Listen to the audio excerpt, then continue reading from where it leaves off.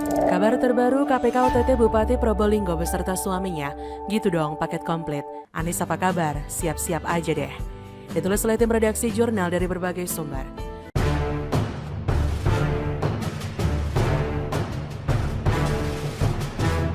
KPK kembali melakukan operasi tangkap tangan pada Minggu 29 Agustus 2021.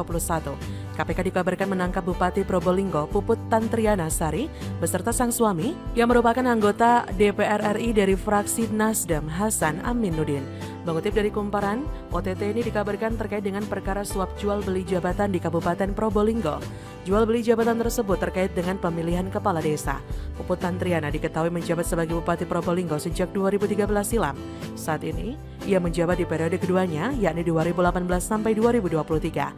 Sedangkan Hasan merupakan politikus Nasdem yang saat ini menempati posisi di DPR RI.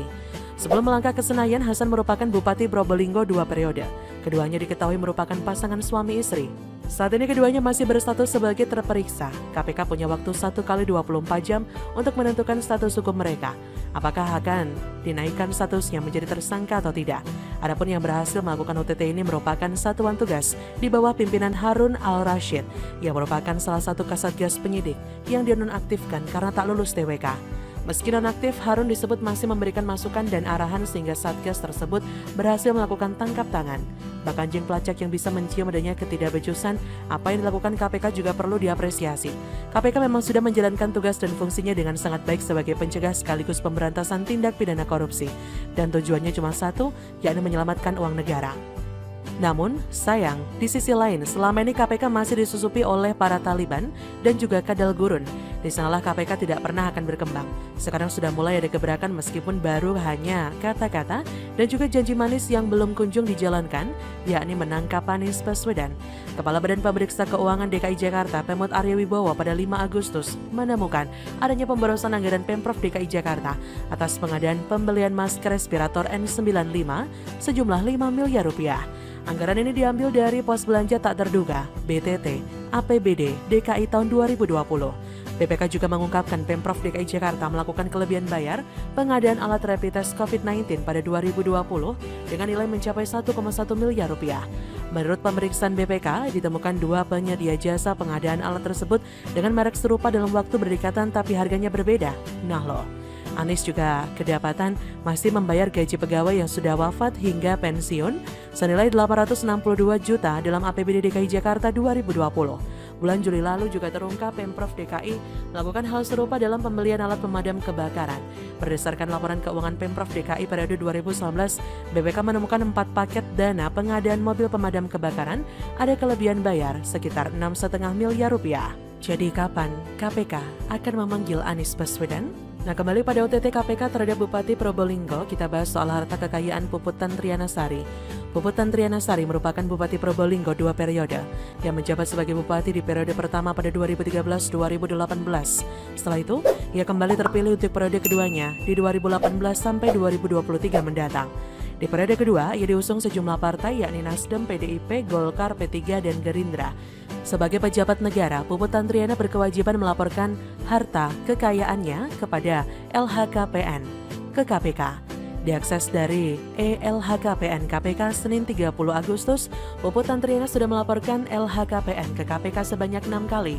Ia pertama kali melaporkan LHKPN ke KPK pada 10 Juli 2012 saat awal menjabat sebagai Bupati Probolinggo. Saat itu harta yang ia laporkan sebanyak 3 miliaran, setelah itu dari tahun ke tahun hartanya terus naik.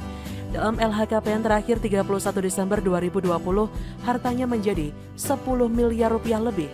Berdasarkan LHKPN terbaru itu, ia tercatat memiliki sejumlah rumah dan 9 bidang tanah di Probolinggo. Selain itu, ia memiliki sejumlah harta berharga lainnya. Berikut rincian LHKPN terbaru Puput Tantriana.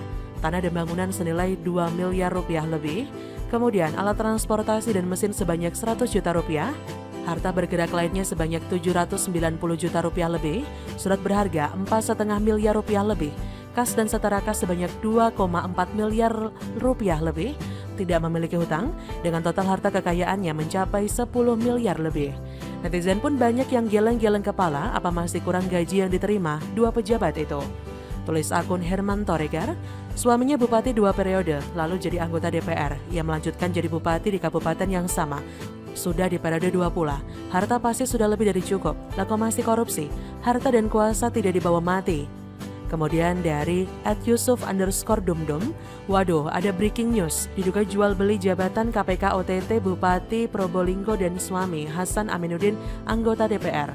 Kemudian dari @MDRSA, akhirnya runtuh juga dinasti Bupati Probolinggo yang kena OTT KPK. By the way ini real guys, sepeda motorku sampai ganti totok berkali-kali sama shock breaker. Juga ganti karena lubang jalan yang banyak plus lampu jalan gak hidup, jalan rusak gak diperhatikan Bupati. Kemudian dari @Kusumok, dari suami turun ke istri akhirnya korupsi kan, tinggal nunggu yang dari bapak turun ke anaknya, kayaknya. Dari Oktodiv, apakah rakyat salah pilih ataukah Bupati telah kehilangan nurani saat di pandemi? Selain Bupati Probolinggo dan Hasan Aminuddin, KPK juga tangkap 8 orang lainnya. Kemudian dari @Asmarandana Banyu, Bupati Probolinggo Puput Tantriana dan suami terjaring OTT KPK. Yah, kasihan rakyatnya di Instagram, gak bisa lihat TikTok ibu Bupati cantik lagi, padahal ini satu-satunya hiburan rakyat di saat lapar.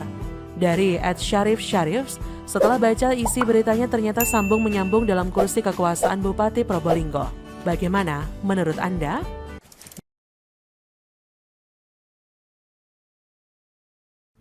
Terbaru, Novel CS menyurati Presiden Jokowi mohon bantuan agar mereka diterima kembali bekerja di KPK. Diangkat. Sebelum menonton video ini, tarik nafas dulu dan jangan lupa untuk subscribe dan aktifkan loncengnya.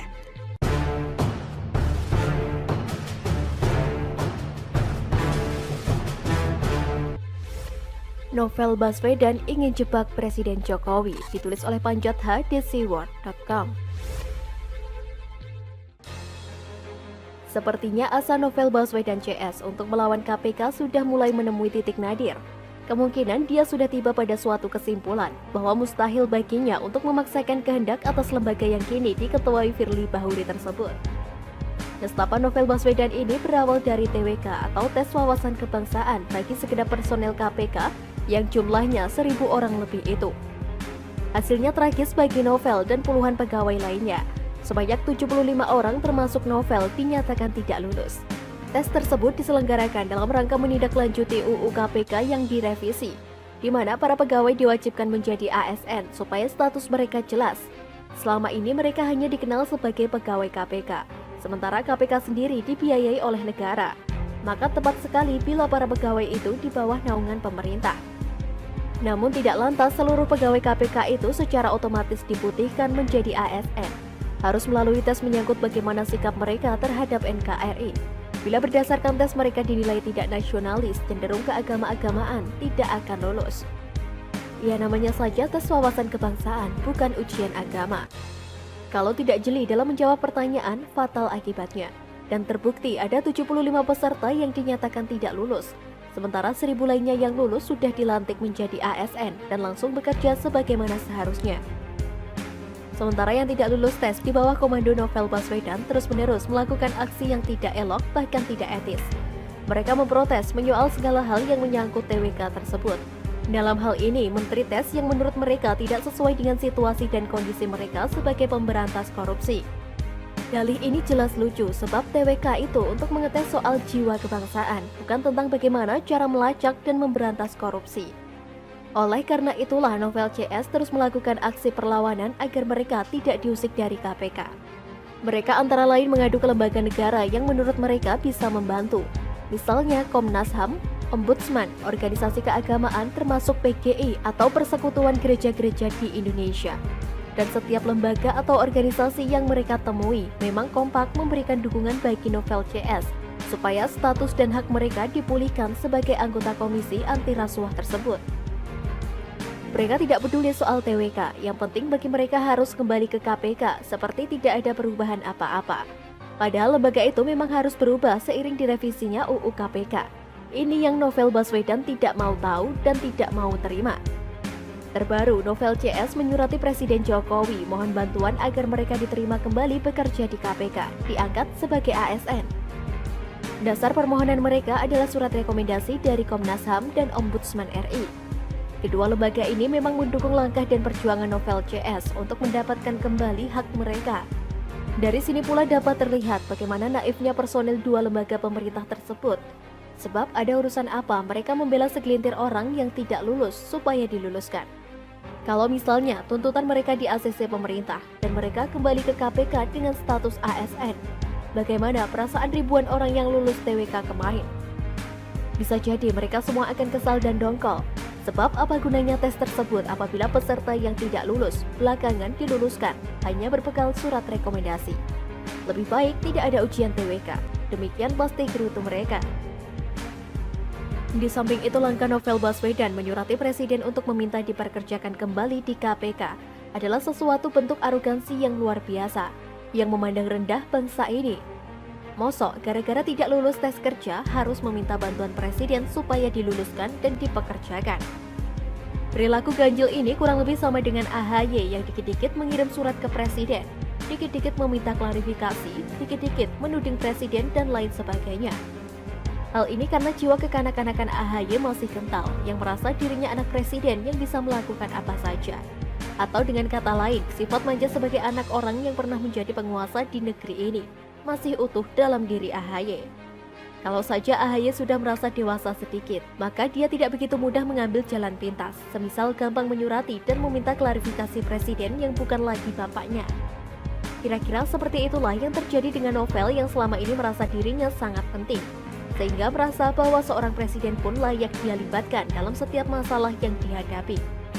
Mestinya Novel paham bahwa tidak mungkin bagi seorang presiden untuk turut campur urusan KPK. Salah-salah nanti disebut intervensi. Kalaupun sebelumnya Presiden menghimbau agar hasil TWK tidak serta-merta dijadikan dasar pemberhentian, itu hanya berupa saran dan masukan semata. Sebab pada akhirnya KPK sendirilah yang tahu apa yang mereka perlukan dalam rangka membenahi lembaga itu. Kalau mereka yakin bahwa tes KPK itu penting untuk tolak ukur atau dasar untuk menjadikan KPK menjadi lebih baik, lalu mengapa yang tidak lulus tes akhirnya diterima juga? Sama saja dengan bohong. Dan yang Novel Baswedan lupakan adalah apabila misalnya Presiden Jokowi meminta KPK agar menerima kembali pegawai yang tidak lulus tes itu. Kira-kira apa reaksi yang timbul di luar sana? Sudah pasti kepala negara akan dibully dan diolok-olok sebab menafikan hasil tes. Ini presiden buruk sebab siapapun tidak lulus tes akan mengadu ke Komnas HAM, Ombudsman, PGI, dan lain-lain. Kemudian berbekal rekomendasi dari lembaga itu akan menyurati presiden supaya diluluskan. Kacau balau. Namun yang lebih fatal adalah jika ini dimanfaatkan oleh lawan untuk menyerang dan mendiskreditkan presiden hingga dituding melabrak aturan yang berlaku. Fatal bukan? Maka harus diwaspadai apa sebenarnya maksud si Novel Baswedan mencoba menarik-narik Presiden Jokowi dalam masalah ini.